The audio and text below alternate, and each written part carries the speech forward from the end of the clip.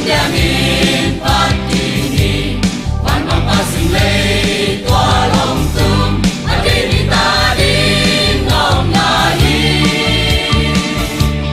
Quy công pagsesal Palbigay ng Omir na Jesu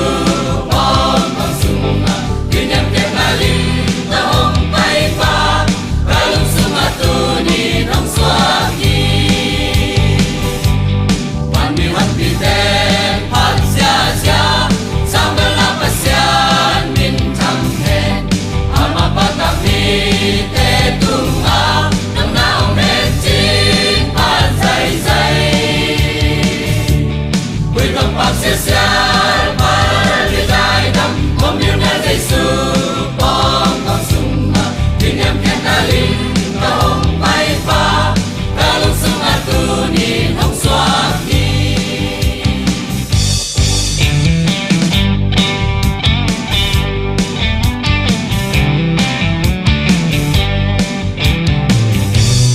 Pinaket terlung dan nadin Jesu hay nain Tuam dimden Pakoy ng sinten Song yahoo Kisem sin sentin Patuin Widong pagsasal Palbigay ng Omir na Jesu Pong pagsunang Kinyam kenaling Tahong paipa Kalong sumatunin Ang swaki Wang biten Pagsasya Sambal na pasyan Mintanghen Ama patakni Tetunga Nang naong medjin Pagsay-say Widong pagsasal Palbigay ng Omir na Jesu Pong pagsunga Kinyam kenaling Tahong paipa Kalong sumatunin Ang swaki Widong pagsasal Palbigay ng Omir na Jesu Pong pagsunga Kinyam kenaling Tahong paipa Kalong sumatunin Ang swaki Widong pagsasal Palbigay ng Omir na Jesu Pong pagsunga Kinyam kenaling Tahong paipa Kalong sumatunin Ang swaki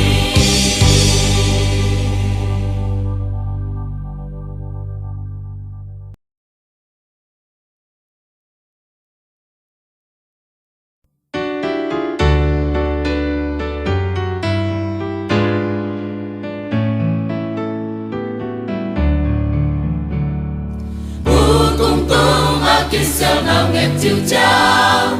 Hoa bóng bút xe sung mà hình đi về Mary in nào nghe loài à cây dài dài Mình chẳng cùng pi kết chi ai về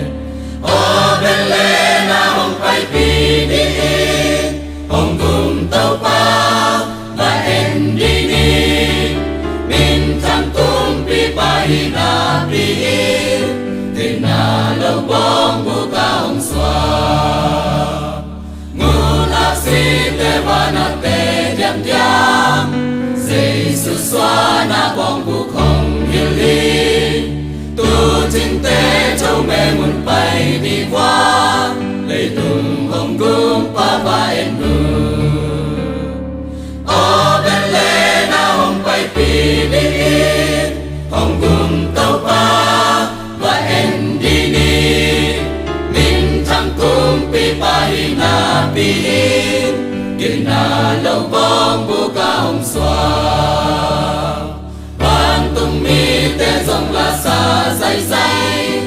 Hôm qua khi pa sen mình chẳng na liang Tua bên lên nào nghe kinh hông cùng chạy chi Nôm na lên pi la in sa hi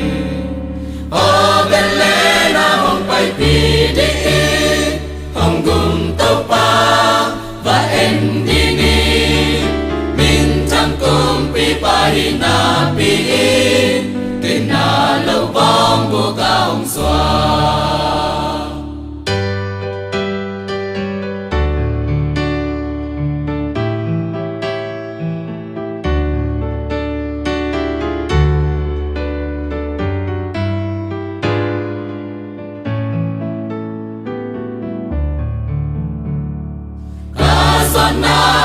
sao na hong piata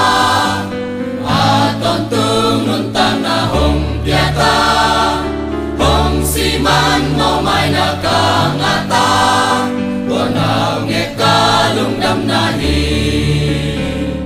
o belle na hong pai pi di hong gum tau pa và em đi ni min chẳng cung pi pai na pi tình na lâu bom bu ca hong xoa o belle na hong pai pi di hong gum tau pa và em đi ni min chẳng cung pi pai na pi tình na lâu bom bu ca hong xoa.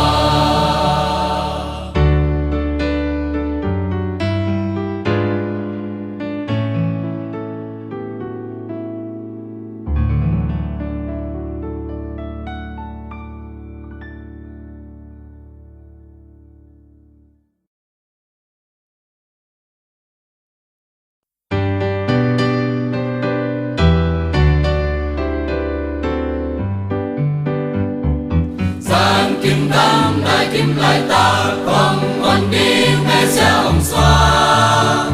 van kim lại là van mi tên phan na la sa Jesus xoa ni ra ni na van sambel na pasien mi tang e dei mi tung nom na om en chin van mi la sa lung dam u mi kem pe o noang cha thương nang lê cây a đi tu gian tìm lại ta kinh Emmanuel hong xoa kinh ya đi hong pai ta u hong xoa na đi mun om lâu bong an nen a quang sung a kinh chay na tam pi con ta pan đi hong xoa Emmanuel hong gum pa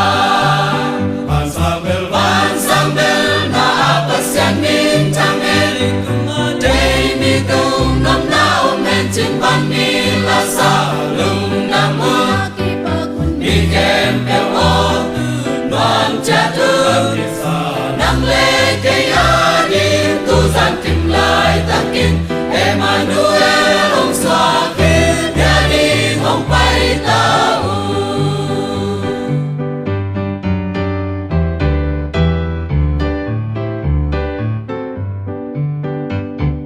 mi xoa na tam pek in mi pian chung te dòng hong pai xoang man pha kham le pa nam tươi ang keng u lam mi la sit ta mong dư van sang bel na pasian min chang e dei mi tung nam nao men chin ban mi la sa lung dam u mi kem el o mong cha thương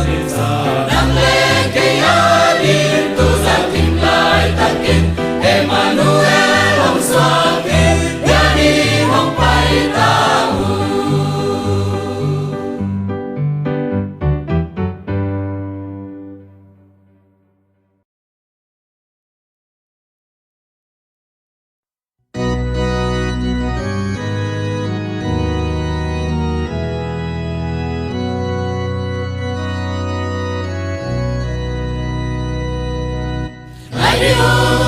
tung buk pilung dan naong ayun Bethlehem masih hong sok silung dan naodi lung damin kipatun monatan di hon patulong sokra Oleh soleh sulaman pahon pa natin di ngayon tingin hong sakyan Nagum di pa Pani paserong piang leso Bibiten ni suana lampan asibizui Bethlehem masih hong so himong kuang sungai Palmi kodam lauta masih nao nghe kong kisiata zen mo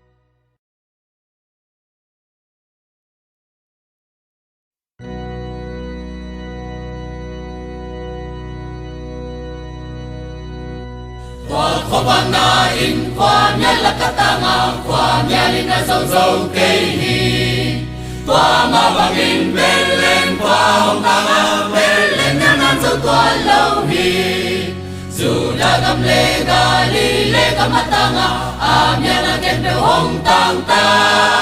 kaya dingin ama sa pengunani belen kwa panong tang ta bangsa waya bangsa waya mito bimuta cinta dan kempel dalam saja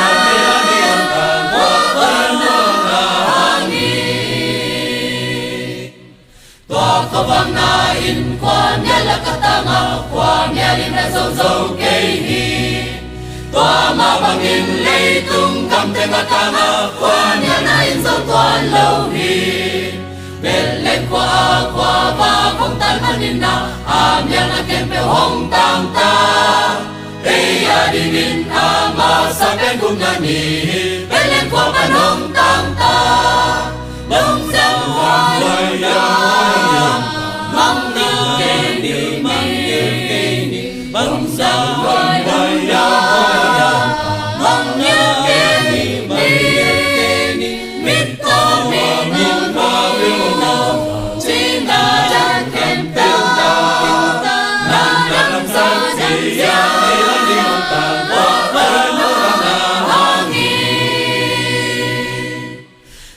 Kabangnain kwa nyala katanga kwa nyali na zau kehi Tua mabangin kantung kam tengatanga kwa nyanain zau tua lauhi Kantung mun khat